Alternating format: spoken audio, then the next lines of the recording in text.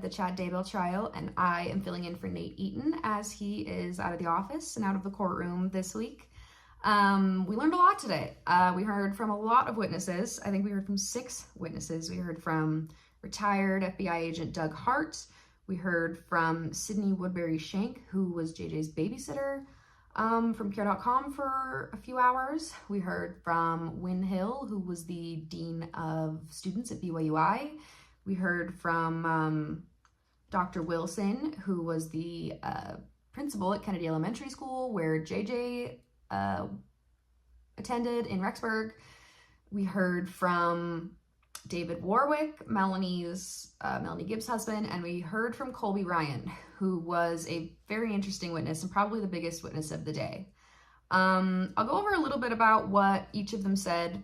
So Agent Hart was continuing his testimony from Friday, where he was talking about text messages between Chad and Lori, and he talked a lot today about a conflict that Lori and Chad had over text, where basically Chad was in Boise on vacation with Tammy and his family, and Lori wanted to come visit him in Rexburg and couldn't because he was in Boise. So there was a little bit of a tiff between the two, and basically Lori stopped responding to Chad's texts, and he threatened to stop protecting her spiritually. He said that Lori's, sorry, I got my notes here. He said that Lori's grandpa Keith had visited him. I'll read you the text. It says, Grandpa Keith is deceased, Lori's grandfather. It says, Grandpa Keith is here. I am supposed to warn you that you are unprotected. The angels are angry that you are ignoring me. I told him to go back, but he says he isn't allowed to. I'm honestly not trying to manipulate you to respond. I understand that you need your space, but they say you have cut me off and the protection I build around your house is gone. I love you and don't want you getting attacked. They said if you at least give me a blank, I think it's an emoji or something, it will restore our connection enough to give some protection. So at that point, Lori responded, I love you, and Chad responded, thank you, my love, I will get things restored. They then talk about, how much they both hope that things will be changed soon. Agent Hart said that he thinks that that means they were hoping Tammy would be out of the picture soon. And they kind of get into another little tiff where Lori says, you should just be with your family, like I'm a distraction. And Chad says, no, I love you. I just need to, he said, my love for you is deep and real. I want change. I'm constantly begging for change. I want you. Nothing else matters. I am hindering your life and you deserve better. I love you so intensely. And Lori basically says, then why did you threaten to stop protecting me? Because I wouldn't talk to you. And it's an interesting text exchange. I would really recommend going to read the whole transcript on eastsidewhonews.com because there's a lot that goes into that. And we heard a lot about this during the Lori Vallow trial too, but thinking about it from Chad's perspective is really interesting because there's a lot of manipulation going back and forth, according to Agent Hart. And he then talks about how one of the obstacles between him and Lori being together is the telestial references. Telestial relatives. So he talks about, Agent Hart talks about the word telestial meaning the lowest level or degree of glory of heaven in the LDS church. So telestial relatives meaning a reference to people who are on the lowest level of heaven. So these people, his relatives that he's with on his vacation, are obstacles to him being with Lori, and they're on the lowest level of heaven or status, which is really interesting, especially because he was with his family. He was with Tammy Daybell. He was with his kids. He was with extended family. That was really interesting to hear. The next witness we heard from is, let me scroll up a little bit.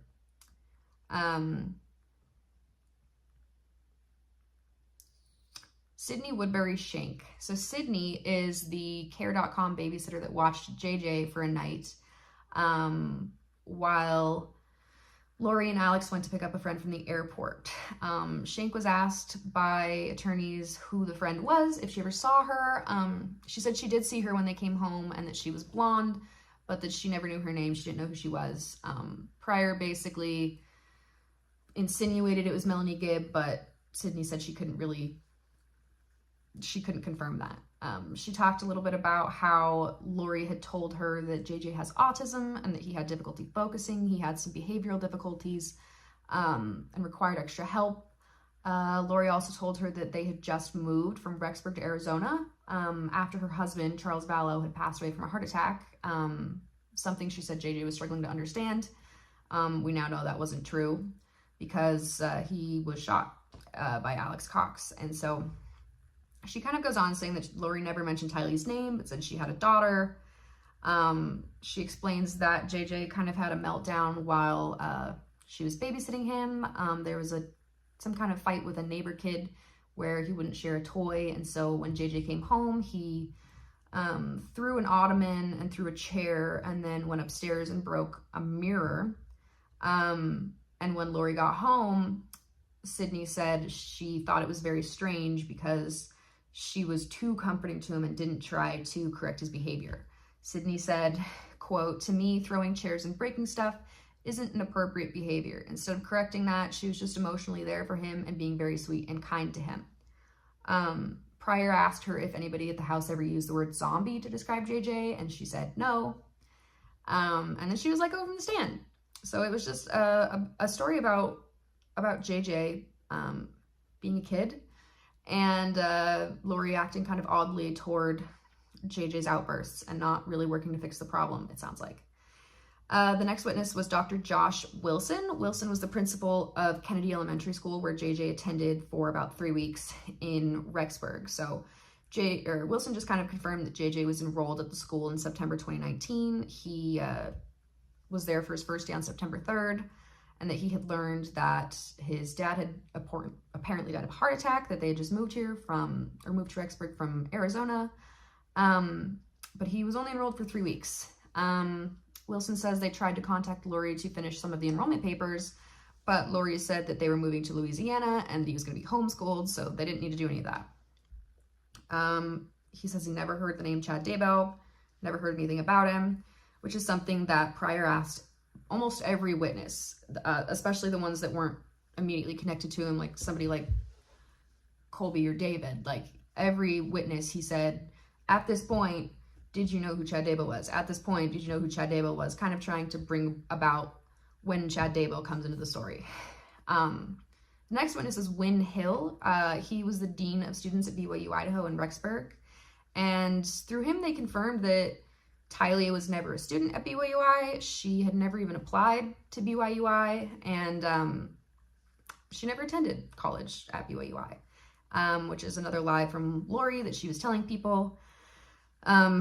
Again, Pryor asked him, do you know about Chad Daybell? Did you know about Chad Daybell? Did you know the name? And he said, no, I'd never heard of the name Chad Daybell. After lunch is when Colby Ryan took the stand. Colby is Lori Vallow's oldest son. I believe he's 28 years old. And he had a really hard time on the stand for the first couple minutes. When he sat down, they showed a picture of Tylee on the screen, a really beautiful selfie of her. And they asked him if he could identify the girl in the picture. And he got very choked up, and he eventually said, "That's my sister Tylee." They then showed a picture of JJ, and he got choked up again and eventually said, "That's my adopted brother JJ." And they went over a lot about Lori and Charles Vallow's marriage. They talked about how they weren't really financially stable, how they always seemed to be running out of money. Colby said he was aware that Lori was supposed to get Charles Vallow's life insurance policy after he died, and she didn't, and she seemed upset by that. And Colby talked about the night that Charles Vallow died. So he says he was at work at Anytime Fitness in Arizona when he learned that Charles had died of a heart attack. He learned that from his mom. Later, when he went to the house, he found out that wasn't true. When he walked in, he said Tylee answered the door and she was upset. Alex was sitting on the couch with a bandage around his head, and Lori was outside and she seemed calm and unrattled. He said she thought it was crazy because I was freaking out and she did not care. She then gave him a quick version of the story and didn't explain why she had lied to him in the first place. They then talked a lot about Tylee's life insurance policy after her dad, Joseph Ryan, died in 2018. And Colby explained that he was living on his own and was having some financial struggles of his own.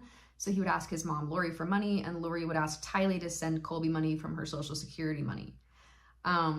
That continued supposedly after Tylee died. which is something they kind of skirted around but have mentioned in the past. So Colby explained that and explained how the last time he saw Tylee and JJ was I believe, August 30th, outside of his work in Mesa, Arizona. He said Lori and JJ and Tylee showed up in the parking lot and said, "We're moving." Tylee was apparently crying, and Colby was asking, "Where are you moving to? Why are you moving?" And no one really responded or said why. Lori wouldn't tell him. And they left. Colby said he FaceTimed them later that day, Tylee and JJ, and that was the last time he physically saw them. On November 27th, the police showed up to Colby's door and asked where Tylee and JJ were and if he knew anything. And he said, "No, I don't know anything." After they left, he immediately called his mom, and she said, "Everything's handled, everything's fine, I've got it, everything's good," but still didn't say where they were or where she was. Didn't say where the kids were, didn't explain where she was. And Colby said that really upset him. Pryor then started his cross-examination on Colby, where he talked a little bit about their money situation and asking about Tylee's demeanor. Colby said she was very sweet, very kind, was so loving to JJ. Then Pryor started talking a lot about Melanie Gibb. Colby said he didn't really know Melanie Gibb very well. And when asked if they were the best of friends, Colby said, "You could say that, because it seemed like he didn't really know. He doesn't really know their relationship very well." And so they went on. Colby explained that Lori lied to a lot of people very often, reiterating that she lied about how Charles Vallow had died, and about where the kids were, a lot of stuff. They talked about how often Tylee and Colby would talk. Colby said they talked at least once a month via text whenever they didn't live in the same place. And that eventually Tylee's texts started not sounding like Tylee. He still got money. I think they said 3 or 4 times after the last time he saw Tylee, but he said that he just kind of seemed like the text messages didn't sound like how she would type and didn't read like how she would communicate. So he said it just felt kind of off. And one of the last things they asked was Rob Wood redirected and asked if Colby thought that Lori could be manipulated. And he said, yes. And then he asked, "Do you think your mom could be manipulated by Chad Daybell?" And he said yes. So that was really interesting. He also said that he found out his mom was married from a press release about Tylee and JJ being missing. He didn't know that beforehand. And then he was released, but they did say he could be recalled at some point during the trial. So you could see him be a witness again. The last witness of the day was David Warwick. David is married to Melanie Gibb, and he was questioned by Rocky Wixom. He talked a lot about his relationship with Chad and the way that they communicated and how they met. They only met a few times, but the time they talked about the most was in August 2019 when he met with Chad, Lori, Melanie Boudreau, who's Lori's niece, Alex Cox, Zulima Pastinez, and a woman named Julie that he didn't know who she was. They met for lunch and were talking about the gathering of the 144,000. Warwick said that Chad and Lori were saying they were basically like responsible for gathering the 144,000 and that it was their calling. What's really interesting is Warwick said that he didn't believe any of this and that he had told Chad that. He said, this is something that a prophet would be in charge of. And he said, "I don't think you're a prophet." So he did voice that to them, according to him, that he didn't believe in any of this, but he was around for these talks and these meetings. At one point, Warwick says that Chad and Lori told him they could see terrestrial buildings on Earth, which to me, I guess, meant like invisible buildings, like spiritual buildings that only certain people can see. So they took Warwick to a park on a Sunday and said they'd show it to him, and they were like describing a building in the park, and Warwick said, "I didn't see a building, but they were describing a building." And he said he didn't really believe it. It seemed like they thought they were talking like a building was there, but he said that he thinks they were just trying to get him familiar with kind of like the vibe of what they were doing. He also said that it really bothered him seeing Chad and Lori be so affectionate because Chad had brought him to his house to meet Tammy at one point. And he knew he was married to Tammy, but then he would also see him be affectionate with Lori. And he said that made him really uncomfortable. He even confronted him about it. And Chad said Tammy was a good wife and mother, but that Tammy was going to die young. And Lori had been his wife in a previous life. And they basically had to do a mission together. And David said that was really weird to him. And it basically just kind of made him uncomfortable.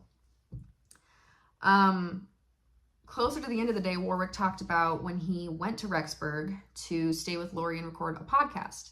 So it was him and Lori and Melanie Gibb. And he talked about meeting JJ. He said he met JJ. JJ didn't really want to talk. He mentioned that he also has a son that is autistic, and his son also has Down syndrome. And he kept trying to talk to JJ, and JJ didn't really want to talk to him. He would just be playing in the room or something, and just wasn't really wanting to communicate with him. But on I don't know the exact date, but it was September 2019 when he was staying, I believe, with Lori, that he saw Alex bring him inside one night and put him to bed. He carried him inside and put him to bed. The next morning, David said he woke up, went downstairs, and Lori was in the kitchen and was being dramatic. Wixom asked him, what do you mean by being dramatic? And he said she was just being kind of like nervous and talking quickly, and said that JJ was having a possession attack and she couldn't handle it, that he was climbing on the cabinets and knocked a picture of Jesus off the wall. And Warwick said that he didn't really believe any of that because there were no scuff marks on the counter or the fridge or anything that would have to lead up to this picture of Jesus on the wall. And he just said he didn't really understand why she was saying that. At that point, they talked a little bit about his marriage to Melanie Gibb. They were married in December 2020. He met her at a conference at the University of Utah, and they began dating in August 2019.